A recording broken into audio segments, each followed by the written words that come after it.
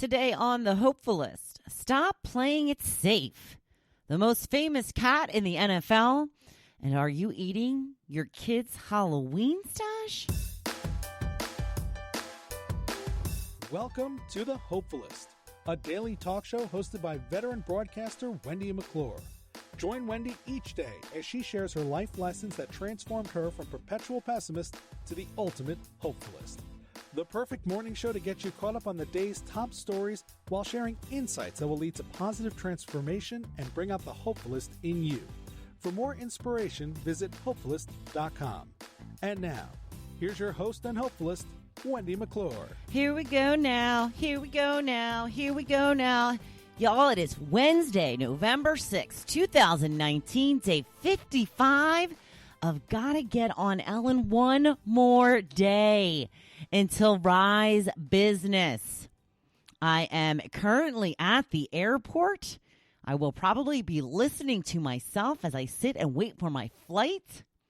I will be getting the wonderful drop-off time of about 5:30 a.m. as my husband drops me off before he goes to work. Flight takes off at 8:40. Got a little bit of sitting to do. It's okay. It's all right. Wish the flight was leaving a little earlier. What can you do? So, super excited. The conference is about to get underway, and we're going to be learning so much stuff. Okay, there's the dog barking at some seagulls. I'm sorry if you heard the dog there. This is what happens when you wait a little later in the day to record your podcast for the following day when it's light out and the dog can see the seagulls. My dog hates seagulls. Hates them. And since we live at the shore, it's a bit of a problem. Because there is a lot of seagulls around. Speaking of my dog, I have to tell you, she is so incredibly jealous of my new fabulous pink puff pen with the little star on top. It's a little cumbersome, I have to say, as I've been using it. I think that I actually have a little bit of a sore arm because, as you write, it's kind of wobbling all over the place because it's got like a little star on a spring. But every time my dog sees this pen, she's like, oh, eyes get real big, comes walking towards me a little bit. I'm like, no, it's for Mama. She gets everything. I mean, everything. This pen's for me. And I'm very soon going to take away her title of podcast partner because the reason I started calling her my podcast partner is because every morning we would get up, I would watch a little news, go through my iPad, see some trending topics, jot down some things I wanted to talk about on the podcast, get some things ready. She would sit with me on the couch. Then as soon as I got up and came into the kitchen area to start recording my podcast, she would follow me and curl up underneath the table and wait for me. She doesn't do that anymore. She's getting very selfish in her old age. She now just continues laying on the couch. Sometimes she moves to Daddy's chair, but very rarely is she coming to hang out with me while I do my podcast like a podcast partner is supposed to. In fact, right now she still is laser focused on the sliding glass doors, just watching those seagulls, watching them. She's got her eye on them. They're everywhere around here. In fact, the one house right across from us, they love to gather on the roof of that house. And I think, well, one, it's one of the tallest roofs, but they also have some of the tallest like exhaust fans and pipes sticking out. And that poor house has seagull doo-doo on it at all times. It's just really disgusting, and I feel bad for them. It's one of the very rare times it's good to have the little house on the block.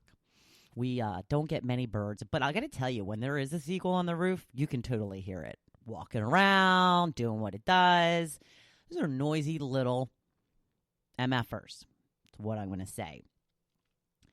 Speaking of animals, I talked about this briefly yesterday. The cat that was on the field at the New York Giants Dallas Cowboys game, it got on the field right at the beginning of the fourth quarter, and after that, the Giants took a turn for the worst. They were actually, I think, down by 1 point when this happened, and then as soon as the cat showed up, I believe the Cowboys went on to score 25 points. I don't think that they had scored a touchdown until that point, but I saw some really, really funny memes and sayings on Facebook about this. So I just wanted to share a couple of them with you. My friend Andy had posted a meme that said, player of the game, a picture of the cat, 117 rushing yards, 2 touchdowns, and 9 lives. I love it. I think that's awesome. Now, this was obviously posted right when the cat was having his 15 minutes of fame during the football game, because as we know, things went on to take a turn. But my friend Steve on Facebook posted, the cat at MetLife Stadium has made it to the end zone more than the Dallas Cowboys. So far, let's go Giants. So, yeah, that did quickly change around. But, yeah, some funny stuff going on with this cat. I'm curious to see how the cat got in there. And maybe by this time tomorrow, when this will be airing, they will have found the cat. And I'm telling you, there's going to be a wait list to adopt that cat like you would not believe.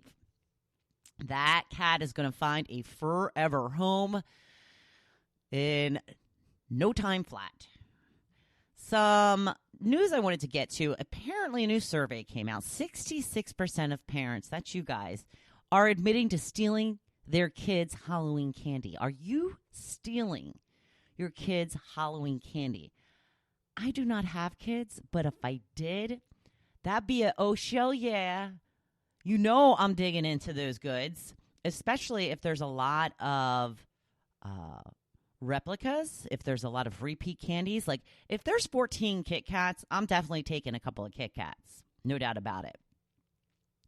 So, do your kids get mad if you help yourself, or are they generous? Because there's nothing that is less fun than when you're trying to steal something from a kid, like to get them upset, and then they're like, no, you can have it. You can have it. Like, damn you and your kindness. Just ruined the whole thing.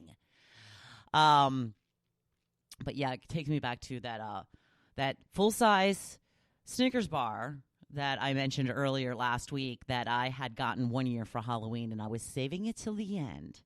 I was saving it for last, and then my mother asked if she could have it, and I said no, that I was saving it, and then she got mad at me, and then I didn't even enjoy it because I felt guilty.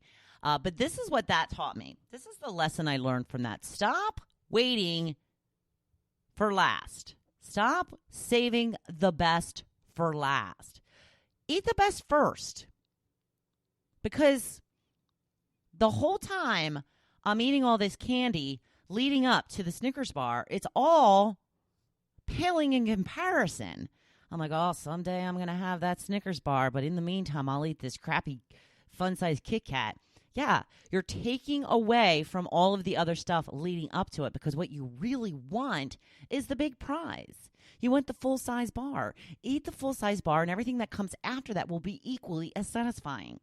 Do you get what I'm saying? Same thing with my bagels. I know everything goes back to bagels with me. I usually get, like a half a dozen bagels on a weekend, and I used to eat like kind of the crappy, not as, ideally shaped ones as I like. I would save those for later. And then I realized if I eat the crappy ones first, if I eat the good ones first, then the crappy ones aren't going to look crappy because they have nothing to look crappy against. You know what I'm saying? Do you feel me? Do you smell what I'm cooking? Okay, I'm rambling today because I really don't have a lot prepared, because I'm recording this ahead of time. I don't have a topic.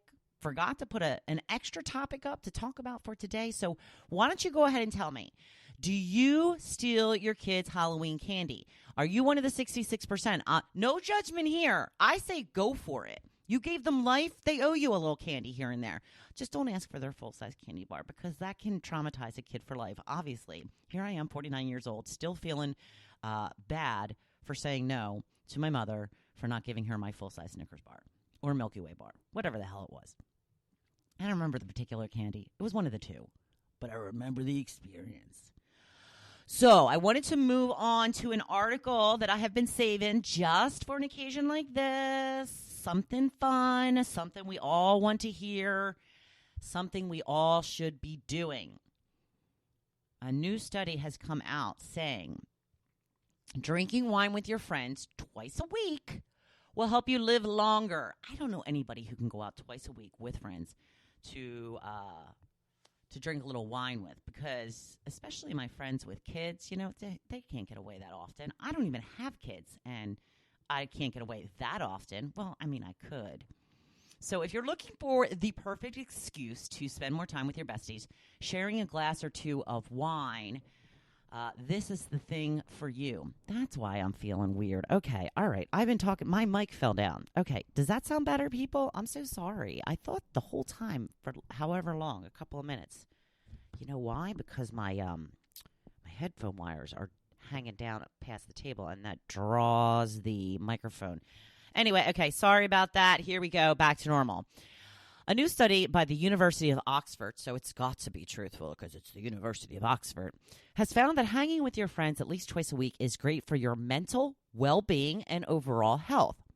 And not just that, people with loads of pals are less likely to die younger, suffer from illness, and recover quicker from surgery. Listen to this, Professor of Evolutionary Psychology, very fancy title, Dr. Robin Dunbar tells the Huffington Post, the figure of twice a week comes from the findings that this is the amount of time that you typically spend with your closest friends and family. No, I still think that's a lot of time. For both sexes, no surprise, having a large, well-integrated social network has a significant impact on both physical and emotional health. Researchers say that science has proven that women respond to stress better when they have friends, which due to oxytocin, oxytocin, also known as the love hormone, not Oxycontin, the drug, which is produced when we spend time with people we love. So bonds can be formed through a range of activities, from team sports to male banter to simply having a pint with your pals on a Friday night. That is for the guy. However, the key to maintaining strong friendships is to meet up twice a week and do stuff with the 4 people closest to you. So I think this is a good excuse for us to all get out there and have some more wine with the girls. Get together and watch that football game. Have some fun. Twice a week's a lot, don't you think? I think it's a lot. So if you can handle twice a week, more power to you. I would never lose any weight if that were the case. So I'm going to go on to today's blog post. I'm having to read it from the computer today rather than my iPad, because my site here is getting a little bit better with letting me schedule the posts, but I still can't read it on my iPad. I probably could figure out a way to do it, but I'm thinking this will just be easier. Of course, when I actually can't read the screen, I will figure out that this was not a good plan. But here goes nothing. Today's blog post is on stop playing it safe, people. Do you want to be safe, or do you want to keep everyone wondering, what the hell is she going to do next? That's what I want. Now, do you know those people who never take chances, people who seem to be fine living the life in the same box they've always been in? Are you one of those people? If you are, and you are truly happy with your life exactly the way it is, well then, this is not for you. But if you are longing for something more, listen up. One of my favorite things to say as of late is, are you trying to get safely to death? What is the point of that? I hope the answer to that is, oh, shall no.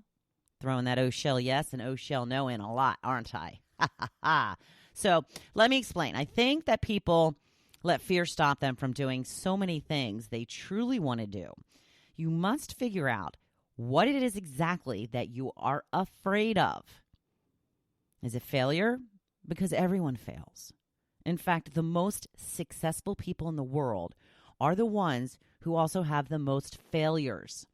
And they almost always say they learn more from their mistakes than from their success. Are you afraid you won't be accepted where you want to go? You will. People love to embrace other people, especially those who are on the same path they are. And even if you don't connect with the people you're hoping to, you can rely on yourself. You have just one life. I want you to do every little and big thing that you want. It makes me sad to think people are too afraid to go after their dreams. I know there are financial issues that stop you from doing